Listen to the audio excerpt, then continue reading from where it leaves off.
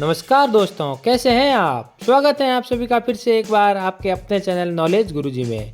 तो दोस्तों, आज हम आपके लिए लेकर आए हैं बहुत ही शानदार वीडियो, जो कि है दुनिया के सबसे आकर्षक और विविध देशों में से एक भारत के बारे में। तो चलिए शुरू करते हैं। दोस्तों, भारत 1.3 अरब से अधिक लोगों तथा 29 राज्यों और 2000 से अधिक भाषाओं के साथ विविधता का देश है। भारत एक ऐसा देश है जहाँ हर राज्य, हर शहर, हर गाँव की अपनी अनूठी संस्कृति, खान पान और जीवन शैली है।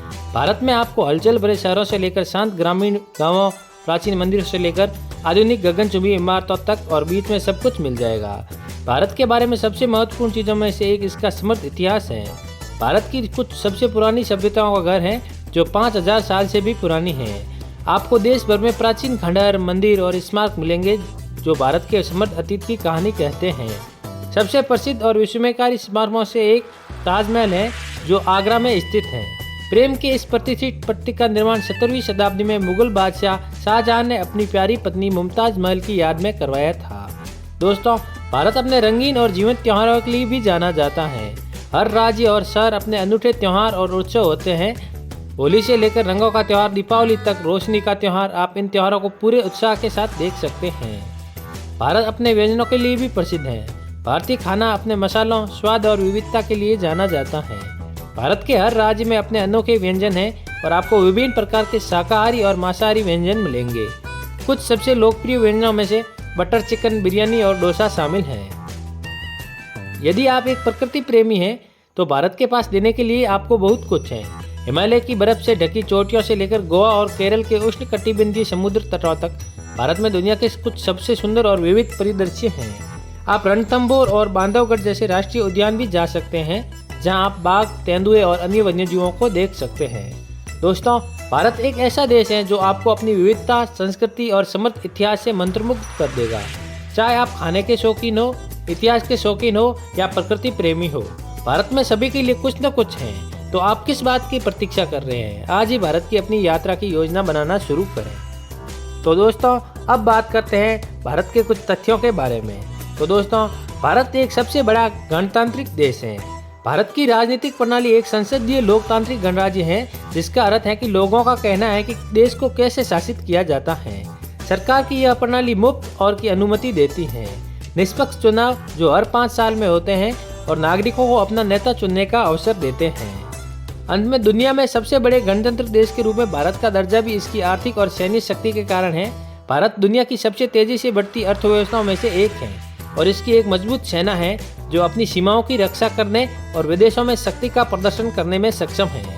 भारत का आकार, जनसंख्या, इतिहास, राजनीतिक व्यवस्था और आर्थिक और सैन्य शक्ति सभी कारक हैं, जो दुनिया की सबसे बड़े गणतंत्र देश के रूप में इसकी स्थिति में योगदान करते हैं। दोस्तों, क्या आप जानते हैं, भारत दुनिया के सबसे बड़े रेलवे नेटवर्क में से एक है, जो राज्य के स्वामित्व वाली कंपनी भारतीय रेलवे द्वारा संचालित है। नेटवर्क पूरे देश में फैला हुआ है और कुल 68,000 किलोमीटर से अधिक की दूरी तय करता है। भारतीय रेलवे यात्री और मालगाड़ियों दोनों का संचालन करता है। यात्री ट्रेनों को स्थानीय उपनगरीय ट्रेनों से लेकर लंबी दूरी की एक्सप्रेस ट्रेनों तक विभिन्न श्रेणियों में विभाजित किया जाता है। नेटवर्क में पैलेस ऑन व्हील्स और महाराजा एक्सप्रेस जैसी कई लग्जरी ट्रेनें भी शामिल हैं, जो पर्यटकों को सेवा प्रदान करती हैं। भारतीय रेलवे के पास कई तरह की ट्रेनें हैं जो इसके नेटवर्क पर चलती हैं, जिनमें राजधानी एक्सप्रेस, शताब्दी एक्सप्रेस, दुरंतो एक्सप्रेस और गरीब रथ शामिल हैं। ये ट्रेनें विभिन्न स्तरों की सुविधाएं प्रदान करती हैं और विभिन्न प्रकार के यात्रियों की ज़रूरतों को पूरा करने के लिए डिजाइन की गई हैं। नई ट्रेनों की शुरुआत मौजूदा ट्रेनों और स्टेशनों के आधुनिकीकरण और नई तकनीकों के कार्यान्वयन के साथ हाल के वर्षों में भारत में रेलवे नेटवर्क का महत्वपूर्ण आधुनिकीकरण हुआ है। हालांकि नेटवर्क अभी भी कई चुनौतियों का सामना करता है, जिसमें भीड़भाड़, देरी और दुर्घटनाएं शामिल हैं। कुल मिलाकर भारतीय रेलवे नेटवर्क देश के परिवहन बुनियादी ढांचे का एक महत्वपूर्ण हिस्सा है और देश भर में लोगों और सामानों को जोड़ने में महत्वपूर्ण भूमिका निभाता है। दोस्तों, उसके बाद बात करें अगर सोने के बारे में, तो भारतीयों को सोना बहुत पसंद है। सोना भारत में सांस्कृतिक, धार्मिक और आर्थिक कारकों से कई कारणों से प्रसिद्ध है। दोस्तों, सोने को भारतीय संस्कृति का एक महत्वपूर्ण पहलू माना जाता है और इसे अक्सर समृद्धि, धन और शुभता से जोड़ा जाता है। यह आमतौर पर धार्मिक समारोहों और शादियों में उपयोग किया जाता है और माना जाता है कि यह सौभाग्य और आशीर्वाद लाता है। सदियों से भारत में सोना एक लोकप्रिय निवेश विकल्प रहा है और इसे एक सुरक्षित निवेश संपत्ति माना जाता है। कई भारतीय मुद्रास्फीति और आर्थिक अस्थिरता के खिलाफ बचाव के रूप में सोना खरीदते हैं और इसे अक्सर मूल्य के भंडार के रूप में देखा जाता है। सोने के गहने भी आमतौर पर उपहार के रूप में खरीदे जाते हैं और परिवार की विरासत के रूप में आगे बढ़ते हैं। भारत में सोने के खनन और उत्पादन का एक समृद्ध इतिहास रहा है और एक समय यह कीमती धातु के दुनिया के अग्रणी उत्पादकों में से एक था। कुल मिलाकर सोना भारतीय संस्कृति में गहराई से समाया हुआ है और इसने देश के इतिहास और अर्थव्यवस्था में महत्वपूर्ण भूमिका निभाई है।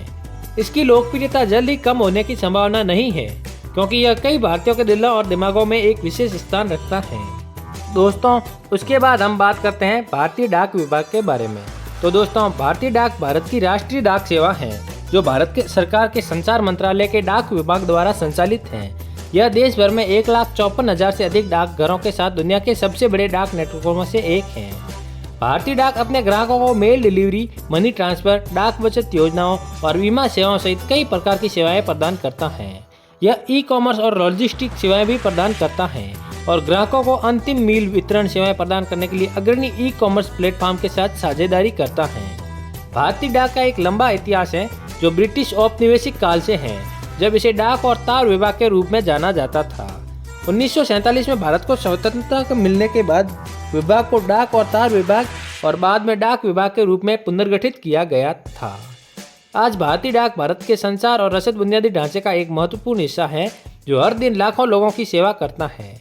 विभाग के लिए काम कर रहे 4 लाख से अधिक लोगों के साथ यह रोजगार का एक महत्वपूर्ण स्रोत भी है। दोस्तों, भारत दुनिया का सबसे बड़ा शाकाहारी देश भी है। सांस्कृतिक, धार्मिक और नैतिक कारणों से भारत में बड़ी शाकाहारी आबादी है। 2014 में भारत के रजिस्ट्रार जनरल द्वारा किए गए सर्वेक्षण के अनुसार लगभग 30% भारतीय आबादी शाकाहारी के रूप में पहचान करती है।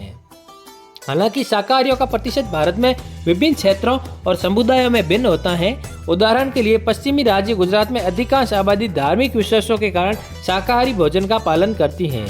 इसके विपरीत पूर्वोत्तर राज्य नागालैंड में अधिकांश लोग अपने नियमित आहार के हिस्से के रूप में मांस का सेवन करते हैं।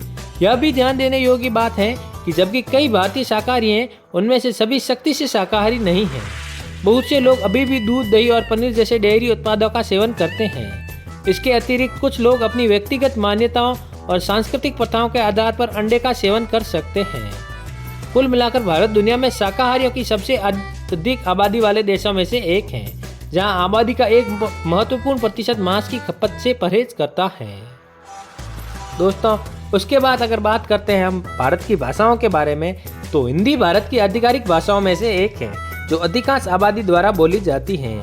यह एक इंडो आर्यन भाषा है और दक्षिण एशिया में बोली जाने वाली अन्य भाषाओं जैसे उर्दू, पंजाबी और बंगाली से निकटता से संबंधित है। हिंदी देवनागरी लिपि में लिखी जाती है, जिसका प्रयोग कई अन्य भारतीय भाषाओं के लिए भी किया जाता है। लिपि में 47 प्राथमिक वर्ण और कई अतिरिक्त वर्ण हैं, जिनका उपयोग संस्कृत और अन्य भाषाओं को लिखने के लिए किया जाता है। हिंदी का व्याकरण जटिल है और इसमें लिंग संख्या और केस इन्फ्लेक्शन शामिल है।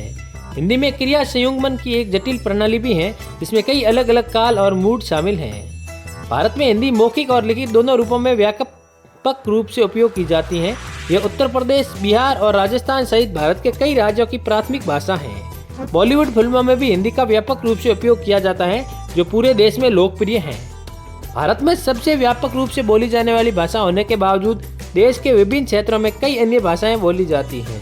हालांकि पूरे भारत में संचार और वाणिज्य के लिए हिंदी एक महत्वपूर्ण भाषा है। दोस्तों, उसके बाद अगर बात करते हैं हम भारत के अंतरिक्ष एजेंसियों के बारे में, तो भारत के अंतरिक्ष कार्यक्रम को भारतीय अंतरिक्ष अनुसंधान संगठन इसरो के नाम से जाना जाता है। इसकी स्थापना 1969 में अंतरिक्ष प्रौद्योगिकी के विकास और विभिन्न राष्ट्रीय कार्यों में इसके अनुप्रयोग के उद्देश्य से की गई थी। पिछले कुछ वर्षों में इसरो ने अंतरिक्ष प्रौद्योगिकी और अन्वेषण में कई मील के पत्थर हासिल किए हैं। 1975 में भारत ने पहला अपना उपग्रह आर्यभट्ट लॉन्च किया था और तब से इसने संचार, रिमोट सेंसिंग और नेविगेशन उद्देश्यों के लिए कई अन्य उपग्रह लॉन्च किए हैं। 2013 में लॉन्च किया गया इसरो का मार्स ऑर्बिटर मिशन एक बड़ी उपलब्धि थी, क्योंकि इसने भारत को अपने पहले प्रयास में सफलतापूर्वक मंगल तक पहुंचने वाला पहला देश बना दिया। इसरो ने वैज्ञानिक अन्वेषण के लिए चंद्रमा पर चंद्रयान 1 और चंद्रयान 2 मिशन भी लॉन्च किए हैं। चंद्रमा पर पानी की खोज 2008 में भारतीय अंतरिक्ष अनुसंधान संगठन के चंद्रयान 1 अंतरिक्ष यान द्वारा की गई थी। अंतरिक्ष यान पर मौजूद मून मिनरलोजी मैपर M3 उपकरण ने चंद्रमा की सतह पर पानी के अणुओं का पता लगाया। हालांकि बाद के अध्ययनों ने सुझाव दिया है कि चंद्रमा पर पानी आसानी से उपलब्ध नहीं है या बड़ी मात्रा में उपलब्ध नहीं है। भारत का राष्ट्रीय खेल फील्ड हॉकी है। क्या दोस्तों आप ये बात जानते थे? नहीं जानते तो चलिए आपको मैं बता देता हूँ। 1928 में इसे आधिकारिक तौर पर भारत का राष्ट्रीय खेल घोषित किया और तब से यह भारत की खेल संस्कृति का एक अभिन्न अंग रहा है।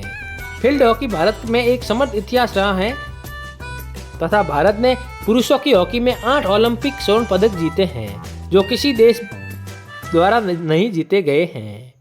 भारतीय हॉकी टीम ने विश्व कप, एशियाई खेलों और चैंपियंस ट्रॉफी सहित कई अन्य अंतर्राष्ट्रीय चैंपियनशिप भी जीती हैं। इस खेल का भारत में एक मजबूत अनुसरण है, विशेष रूप से पंजाब, हरियाणा और ओडिशा जैसे राज्यों में, जहां यह जमीनी स्तर पर एक लोकप्रिय खेल है। कई भारतीय हॉकी खिलाड़ी राष्ट्रीय नायक बन गए हैं और उन्होंने युवा खिलाड़ियों को इस खेल को अपनाने के लिए प्रेरित किया है। हाल के वर्षों में भारत में हॉकी की लोकप्रियता में गिरावट आई है। क्रिकेट जैसे अन्य खेलों पर अधिक ध्यान और संसाधन बढ़ रहे हैं, फिर भी खेल को पुनर्जीवित करने और बढ़ावा देने के लिए प्रयास किए जा रहे हैं और आशा है कि यह भविष्य में अपने पूर्ण गौरव को पुनः प्राप्त करेगा। दोस्तों, क्या आप जानते हैं शतरंज, जिसे चेस कहा जाता है, उसका फाउंडर भारत है। शतरंज, जैसा कि हम जानते हैं, माना जाता है कि इसकी उत्पत्ति उत्तरी भारत या अफगानिस्तान में 6ठी शताब्दी ईस्वी के आसपास हुई थी। वहां से यह फारस, आधुनिक ईरान में फैल गया, जहां इसे शतरंज के नाम से जाना जाने लगा। शतरंज के आधुनिक नियमों को 15वीं शताब्दी के दौरान यूरोप में मानकीकृत किया गया था। साथ ही खेल में कई बदलाव और संशोधन किए गए थे। हालांकि ध्यान रखना महत्वपूर्ण है कि शतरंज का खेल, जैसा कि आप जानते हैं, किसी एक देश द्वारा आविष्कार नहीं किया गया था, बल्कि कई अलग अलग संस्कृतियों और सभ्यताओं के योगदान के माध्यम से समय के साथ विकसित हुआ था। तो दोस्तों, ये कुछ तथ्य थे भारत के बारे में। दोस्तों, अगर वीडियो पसंद आई हो तो वीडियो को शेयर, सब्सक्राइब जरूर करें तथा चैनल को भी सब्सक्राइब करें। इसी के साथ मैं देवी सिंह लेता हूं आपसे अलविदा और मिलते हैं हमारी आने वाली एक नई वीडियो में। धन्यवाद दोस्तों।